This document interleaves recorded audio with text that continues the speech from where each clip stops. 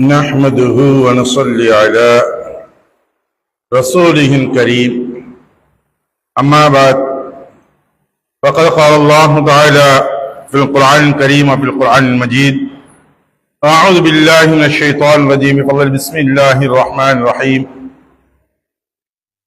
وأيوب إذ نادى ربه أني مسني الضر وأنت أرحم الراحمين صدق الله العظيم قال نبينا صلى الله عليه وسلم الدعاء مخ العبادة أو قال نبينا صلى الله عليه وسلم صدق رسول النبي الكريم அருமைக்குரிய சகோதரர்களே, பெரியோர்களே, தாய்மார்களே, இன்று நாம் பார்க்கக்கூடிய தலைப்பு துஆ, பிரார்த்தனை. இந்த துஆ என்று சொல்லக்கூடியது மனிதனுக்குரிய, அல்லாஹ்விற்கும் மனிதனுக்கும் உரிய ஒரு தொடர்பை ஏற்படுத்தக்கூடிய ஒன்றாக இருக்கின்றது. இவன் யாரையும் நம்பி யாரிடமும் நாம் கேட்டால் கூட அவர்கள் ஒரு மனிதனும் ஒரு தேவைக்காக வேண்டி செல்கின்றோம் என்றால் நாம் முதன்மையாக செல்லும் பொழுது ஒரு எண்ணம் வரும், நாம் இவனிடம் இதை கேட்பதற்கு செல்கின்றோம், தருவானா மாட்டானா, கிடைக்குமா கிடைக்காதா, என்ன ஆகும் தெரியலையே அப்படின்னு கூடிய ஒரு குழப்பம் ஒன்று நமக்கு இருக்கும். அதுக்கு பின்னாடி அவருக்கு நம்ம சில மூடலான ஒரு விஷயங்களை பற்றி நாம் அவரை புகழ்வது ஒன்று புகழ்ந்து அவரிடம் சில தேவைகளை நாம் சொல்லி அதற்கு பின்னால் இதற்காக வேண்டி எனக்கு இந்த தேவை இருக்குது, பொருளாதார தேவை இருக்குது அப்படின்னு சொல்லி அவர்கிட்ட கேட்போம். அந்த சமயத்திலே அவரு பாப்போம் அப்படிங்குவாரு. அதுக்கு பின்னாடி என்ன செய்வாரு, சரி பாப்போம் என்னன்னு பாக்குறீங்க, நீங்க கேட்கக்கூடியது முழு தொகை என்னால் தர முடியாது, முழு இதுவும் உதவி செய்ய முடியாது, ஏதோ என்னால் முடிஞ்சதை நான் செய்கிறேன் அப்படிங்குவாரு. சில சமயம் புகழ்ச்சிக்கு விரும்பக்கூடியவர்களாக என்ன, சரி நான் செஞ்சிருவேன் அப்படின்னு சொல்லிட்டு அவங்க என்ன செய்வாங்க, அந்த 4 பேர் முன்னாடி நான் தான் கொடுத்து இந்த காரியமா நடக்கிறதுக்கு நான் தான் காரணம் அப்படிங்கிறாப்புல சொல்லி தம்பட்டை அடித்துக் கொண்டு இருப்பார்கள். இது மனிதனிடத்தில் கேட்கும் பொழுது இப்படி ஏற்படக்கூடிய சூழ்நிலைகள் நமக்கு ஏற்படும். ஆனால் ரப்பிடம் கேட்கும் பொழுது அல்லாஹ் தஆலா சொல்கின்றான், நீங்கள் கேளுங்கள் என்னிடம், அவன் விரும்பக்கூடியதை என்னிடம் நீங்கள் கேட்பதை நான் விரும்புகின்றேன். மனிதன் என்னிடம் எப்பொழுதெல்லாம் கேட்கின்றானோ கேட்டுக்கொண்டு இருக்கின்றானோ அதற்காக வேண்டி நான் அவனுக்கு தந்து கொண்டே இருக்கின்றேன் என்பதுதான் அல்லாஹ்வுடைய சித்தாந்தம், அல்லாஹ்வுடையது. அதாவது ரசூலுல்லாஹி ஸல்லல்லாஹு அலைஹி வஸல்லம் அவர்கள் சொல்லும் பொழுது சொன்னார்கள், அத்துஆ முகல் இபாதா, இபாதத்துகளுக்கெல்லாம் வணக்க வழிபாடுகளுக்கெல்லாம் முகலாக இருக்கின்றது, அதாவது மூளையாக இருக்கின்றது என்பதாக சொல்கின்றார்கள்.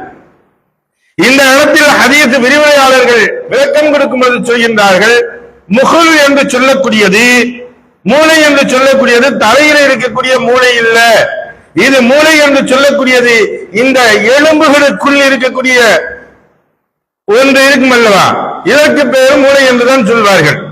அதுபோன்று ஒரு மனிதனுக்கு எல்லா விஷயத்திற்கும் எல்லா அமல்களுக்கும் அவசியமாக இருக்கக்கூடியது இந்த துஆவாக இருக்குது. அதனாலதான் அல்லாஹ் தஆலா எல்லா இபாதத்துகளையும் துஆவை அங்கே இணைத்ததாக வச்சிருப்பான். எப்படி இப்ப நம்ம தொழுகை நமக்கு கடமை, ஃபர்லான தொழுகையா இருக்கட்டும், சுன்னத்தான தொழுகையா இருக்கட்டும், நபிலான தொழுகையா இருக்கட்டும், அல்லது ஹாஜத்தான தொழுகையாக இருக்கட்டும், எந்த தொழுகைகள் தொழுதாலும் அந்த தொழுகையில் முதன்மையாக அல்லாஹ்விடத்தில் நாம் துஆ செய்கின்றோம். முதல்ல அவன்கிட்ட கேட்கக்கூடியது நாம் துஆ தான் கேட்கிறோம், துஆ தான் செய்யணும். ஏற்கனவே என்ன ஓதும், அல்ஹம் சூரா ஓத வேண்டும். அல்ஹம் சூரா ஓதவில்லை என்றால் அந்த தொழுகையை ஏற்றுக்கொள்ளாத ஒன்றாக ஆயிரும். அப்ப என்ன செய்யணும், அவசியம் அல்ஹம் சூரா ஓதிய தீரணும். அல்ஹம் சூரா என்ன, முதல்ல அல்லாஹ்வை நாம் புகழ்கின்றோம். அல்ஹம்துலில்லாஹி ரப்பில் ஆலமீன், அகிலத்தாரை படைத்து பரிபாலித்து பரிசீலிக்கக்கூடிய ரப்பாகிய அல்லாஹ்விற்கே எல்லா புகழும். இன்னும் மாலிக் அர்-ரஹ்மான் அர்-ரஹீம், இவ்வுலகில் நல்லோர்களுக்கும் வல்லோர்களுக்கும் எல்லோர்களுக்கும் ஒன்று போல கிருபை செய்யக்கூடியவன் அர்-ரஹீம், நாளை மறு உலகத்தில் மட்டும் கிருபை செய்யக்கூடிய ரப்பே உனக்கே புகழ் அளித்தும். மேலும் அடுத்து சொல்றோம், மாலிகி யௌமித்தீன், நாளை தீர்ப்பு நாளுடைய அதிபதியாக இருக்கக்கூடிய ரப்பே உனக்கே எல்லா புகழும் அப்படின்னு சொல்லிட்டு அடுத்து என்ன செய்யறோம், அல்லாஹ்விடம் நாம் கேட்கக்கூடியது இய்யாக நஅபுது வ இய்யாக நஸ்தஈன், உன்னையே நான் வணங்குகின்றேன், உன்னிடமே நான் உதவி தருகின்றேன் ரப்பே. அடுத்து நம்ம சொல்லக்கூடிய வார்த்தை என்ன செய்யறோம்? நான் வேற யாரையும் நான் வணங்கல, வேற யாரையும் வந்து நானு யார்கிட்டையும் உதவி தரல, ரப்பை யார்கிட்ட கேட்கிறேன்? அல்லாஹ் உன்னிடம்தான் நான் கேட்கின்றேன், உன்னிடம்தான் நான் உன்னைத்தான் நான் வழிபடுகின்றேன், வணங்குகின்றேன் என்பதாக சொல்கின்றோம். அதற்கு பின்னால் எல்லாம் கேட்கக்கூடியதுதான் முக்கியமான துஆவை அல்லாஹ் இங்கே வைக்கின்றான். இதுவரை அல்லாஹ்வை நாம் புகழ்ந்தோம், அல்லாஹ்விடம் நான் எப்படி இருக்கின்றேன் என்பதை சொன்னோம். அடுத்தபடியாக நாம் சொல்லக்கூடியது இருக்கின்றது தெரியுமா?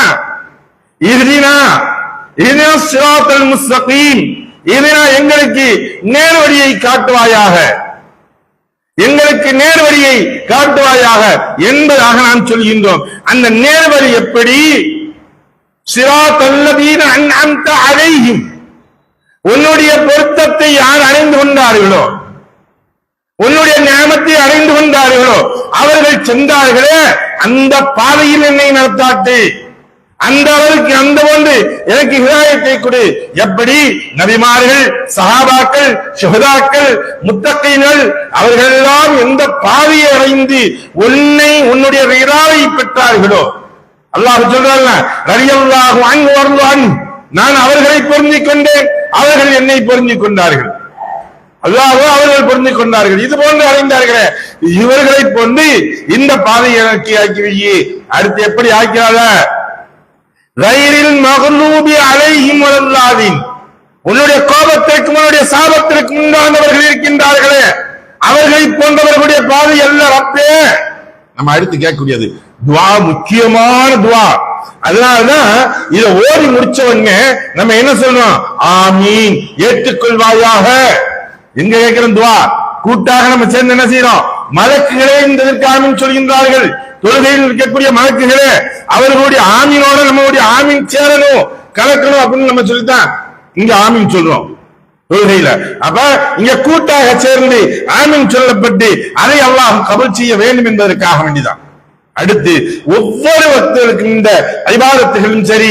அடுத்தபடியாக நாம் ஹஜ் செய்கின்றோம், ஹஜ்ஜுடைய கையிலும் அங்கு பார்க்கும் பொழுது அங்கேயும் ஒவ்வொரு சுற்றுக்கு வரும் பொழுது 3ஆம் கலிமா ஓதுவாங்க, 4ஆம் கலிமா ஓதுவாங்க. ஒவ்வொரு இடங்களையும் ருக்குன் யமான், அதே போல ருக்குன் இந்தியா அப்படின்னு சொல்லக்கூடியது அந்த ஹஜ்ருல் அஸ்வத், இந்த 4 மூலைகள் ஒவ்வொரு மூலைகளை சுற்றி சுற்றி வரக்கூடிய சமயத்துல ஒரு சமயம் முதல் சுற்றுல வந்து என்ன செய்வோம்? 3ஆம் கலிமாவை ஆரம்பிப்போம், அடுத்து 4ஆம் கலிமா ஓதுவோம், அதுக்கு அடுத்து என்ன செய்வோம்? 7 சுற்றுகள் வரும் பொழுது கடைசியாக ரப்பனா ஆத்தினா ஃபித் துன்யா ஹஸனத்தன் வ ஃபில் ஆখিরাতি ஹஸனத்தன் வ கீனா அஸாபன்னார் வத்கில்னல் ஜன்னத்துல் அப்ரார் யா அஸீஸ் யா கஃபார் எனக்குரிய இந்த துஆவை அங்க கேட்கணும். நீங்க கேட்டாதான் அங்க தவாஃபு சரியான முறையில் செஞ்சதாக அர்த்தம், இல்லாட்டி தவாஃப் அங்க குறைபடுவதாக ஆயிரும். அப்ப அல்லாஹ் தஆலா எல்லா இபாதத்துகளையும் என்ன வச்சிருக்கான்? உள்ளுக்குள்ள துஆவை வைத்திருக்கின்றான். ஏன்? என்னுடைய அப்து, என்னுடைய அடியார் என்னிடம் கேட்க வேண்டும். எப்படியாச்சும் அவன் கேட்டுக்கிட்டே இருக்கணும், என்கிட்ட கேட்கணும். அல்லாஹ் தஆலா கேட்கிறத விரும்புறான், கேட்கும் பொழுது கொடுக்கிறான். அல்லாஹ் ஒரு இடத்துல சொல்லும் பொழுது, குர்ஆனில் சொல்லும் பொழுது சொல்லி காட்டுகின்றான், இந்த அப்து, இந்த அடியான் இருக்கின்றானே அவனுக்கு கஷ்டங்கள், இன்னல்கள், இடுக்கண்கள், துன்பங்கள் வரக்கூடிய சமயங்கள் எல்லாம் என்ன செய்யறான்?